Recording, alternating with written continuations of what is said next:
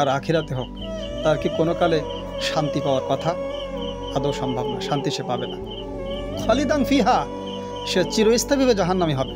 অগদিবাল্লাহু আলাইহি, আল্লাহ তার উপরে রাগান্বিত, ওয়ালা আনাহু, আল্লাহ তার উপরে লানত করেছেন।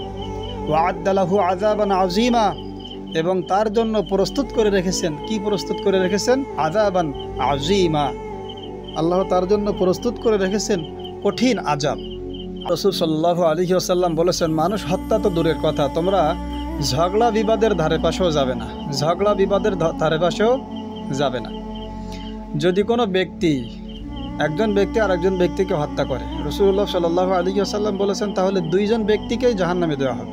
সাহাবীরা জিজ্ঞাসা করলেন, ইয়া রাসূলুল্লাহ সাল্লাল্লাহু আলাইহি ওয়াসাল্লাম, যে ব্যক্তি হত্যা করলো সে জাহান্নামে যাবে, ঠিক আছে, কিন্তু যে ব্যক্তি হত্যার শিকার হলো, মারা গেল, সে আবার জাহান্নামে যাবে কেন? রাসূলুল্লাহ সাল্লাল্লাহু আলাইহি ওয়াসাল্লাম বললেন, দুইজনের মনের ভিতরে ছিল যে আমি তাকে হত্যা করব, যে কারণে একজন কোনো কারণে হত্যার শিকার হয়ে গেছে। এখানে বিষয়টা হলো যে দুইজনের মনের ভিতরে কিন্তু উদ্দেশ্য ছিল যে আমি তাকে হত্যা করব। প্রথম ব্যক্তির উদ্দেশ্য হলো দ্বিতীয় ব্যক্তিকে হত্যা করবে, আবার দ্বিতীয় ব্যক্তির উদ্দেশ্য ছিল যে প্রথম ব্যক্তিকে হত্যা করবে। সুতরাং উভয় জাহান্নামী। রাসূলুল্লাহ সাল্লাল্লাহু আলাইহি ওয়াসাল্লাম বলেছেন, যে আমাদের উপরে অস্ত্র উত্তোলন করে সে আমাদের দলভুক্ত নয়।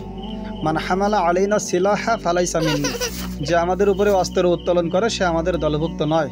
সুতরাং কোনো মুমিনের দিকে অস্ত্র উত্তোলন করা ইসলামী শরিয়াতে সম্পূর্ণ নিষিদ্ধ কাজ, হারাম কাজ। আল্লাহ তাআলা সূরাতুল মায়েদার 32 নম্বর আয়াতের ভিতরে বলেছেন যে, মান কাতালা নাফসাম বিগাইরি নাফসিন আও ফাসাদিন ফিল আরদি ফাকান্নামা কাতালান নাসা জামিআ, যে কোনো ব্যক্তি যদি কোনো ব্যক্তিকে, আরেকজন ব্যক্তিকে হত্যা করে, তাহলে সেজন্য তাকে হত্যা করলো না, বরং সমস্ত পৃথিবীবাসীকে হত্যা করলো। একজন ব্যক্তিকে হত্যা করা যা, সমস্ত পৃথিবীবাসীকে হত্যা করা তাই। অনুরূপভাবে আরও বলা হয়েছে যে, ওমান আহইয়াহা ফাকান্নামা আহইয়ান নাসা জামিআ, যদি কোনো ব্যক্তি আরেকজন ব্যক্তির জান বাঁচিয়ে দেয়। আসলে আল্লাহ তাআলা হায়াত এবং মৌতের মালিক, কোনো মানুষ কোনো মানুষকে বাঁচাতে পারে না।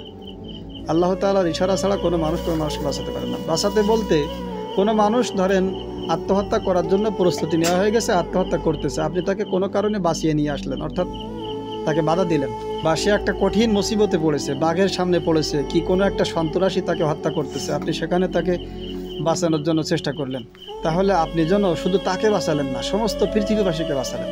সুতরাং কোনো ব্যক্তিকে হত্যা করা তো দূরের কথা, তার ধারে পাশেও যাওয়া যাবে না।